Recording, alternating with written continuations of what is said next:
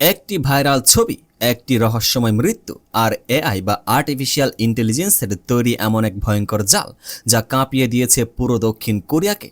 Korean ড্রামার superstar Kim সু Hyun এবং বিতর্কিত অভিনেত্রী কিম সে-রন গত এক বছর ধরে চলা এই হাই প্রোফাইল ড্রামার পেছনে লুকিয়েছিল কোনো অন্ধকার সত্য।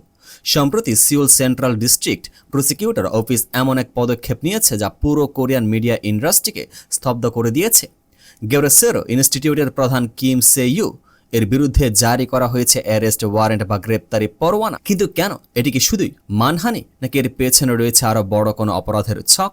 আজ আমরা উন্মোচন করব এই রহস্যের প্রতিটি স্তর। শেষ পর্যন্ত দেখুন, কারণ এই গল্পের মোড় আপনাকে চমকে দিতে বাধ্য। ঘটনাটির সূত্রপাত গত বছরের মে মাসে। গেরোসেরো ইনস্টিটিউটের প্রধান কিম সে-উই অভিনেত্রী কিম সে-রনের পরিবারের সাথে একটি আকস্মিক প্রেস কনফারেন্স বা সংবাদ সম্মেলন করেন। সেখানে তিনি এমন একটি অডিও ফাইল বা ট্রান্সক্রিপ্টে ফাঁস করেন যা দাবানলের মতো ছড়িয়ে পড়ে। অভিযোগ তোলা হয় কিম সু হিউন যখন কিম সে-রনের সাথে ডেট করছিলেন তখন সে-রন ছিলেন অপ্রাপ্তবয়স্ক। শুধু তাই নয়, এই স্ক্যান্ডাল আরও ভয়ঙ্কর রূপ নেয় যখন অভিযোগ করা হয় যে কিম সে-রনের মৃত্যুর পেছনে সরাসরি হাত ছিল কিম সু হিউনের পক্ষের মানসিক চাপ। দাবি করা হয় কিম সু হিউনের টিম থেকে সে-রনকে বিশাল অঙ্কের ঋণ পরিশোধের জন্য ক্রমাগত চাপ দেওয়া হচ্ছিল যা তিনি সহ্য করতে পারেননি। কিন্তু এই অডিও ক্লিপ আর তথ্যের সত্যতা কতটুকু? কিম সু হিউনের এজেন্সি অভিযোগকে সম্পূর্ণ মিথ্যা ও বানোয়াট বলে উড়িয়ে দেয়। তারা দাবি করে গেরোসেরো ইনস্টিটিউটের ফাঁস করা ওই অডিও ক্লিপটি আসলে আসল নয়, বরং তা ডিপ ফেক বা এআই ম্যানিপুলেটেড বা কৃত্রিম বুদ্ধিমত্তা দিয়ে তৈরি করা একটি নকল ভয়েস রেকর্ড। সুহিউনের পক্ষ থেকে অবিলম্বে মানহানির মামলা করা হলে গ্যাংনাম পুলিশ স্টেশনে অডিও ফাইলটির যাচাইয়ের জন্য পাঠায় ন্যাশনাল ফরেনসিক সার্ভিসের কাছে। কিন্তু গত বছরের নভেম্বরে ফরেনসিক বিভাগের রিপোর্ট সবাইকে আরও বড় গোলক ধাঁধায় ফেলে দেয়।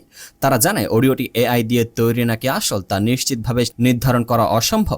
প্রযুক্তির এই যুগে ফরেনসিক ল্যাবও যখন হাত তুলে নেয় তখন অপরাধীর সাহস বেড়ে যায় বহুগুণ। তবে আইন তার নিজস্ব গতিতে চলেছে। দীর্ঘ এক বছরের তদন্তের পর পুলিশ এবং প্রসিকিউশন কেবল মানহানির মামলায় দেখছে না, কিম সে-উই এর বিরুদ্ধে আনা হয়েছে অত্যন্ত গুরুতর অভিযোগ, special act on the punishment of sexual crimes. Camera ব্যবহার করে অবৈধভাবে ছবি বা ভিডিও ধারণ এবং তা ইন্টারনেটে ছড়িয়ে দেওয়ার মতো ভয়ঙ্কর অভিযোগ রয়েছে তার বিরুদ্ধে।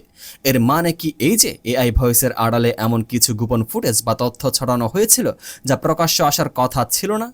পুলিশ স্পষ্ট জানিয়েছে, মিথ্যা তথ্য ছড়ানো এবং এআই প্রযুক্তির অপব্যবহার করে একজন তারকার কেরিয়ার ও সম্মানধুলি মিশিয়ে দেওয়ার অপরাধে তাকে ছাড় দেওয়া হবে না। আর ঠিক এই কারণে সিউল আদালত আগামী 26শে মে সকাল 10:30টায় কিম সে-উই এর প্রি ট্রায়াল ডিটেনশন বা গ্রেপ্তারি শুনানির দিন ধার্য করেছে। সোশ্যাল মিডিয়ার লাইক আর ভিউয়ের জন্য এআই প্রযুক্তি ব্যবহার করে মানুষের জীবন নিয়ে খেলা করার এই প্রবণতা কি তবে কোরিয়ান ইন্ডাস্ট্রিতে এক নতুন আতঙ্কের জন্ম দিচ্ছে? কিম সে-উই কি আসলে গ্রেপ্তার হবেন, নাকি 26 তারিখের শুনানিতে বেরিয়ে আসবে নতুন কোনো সত্য?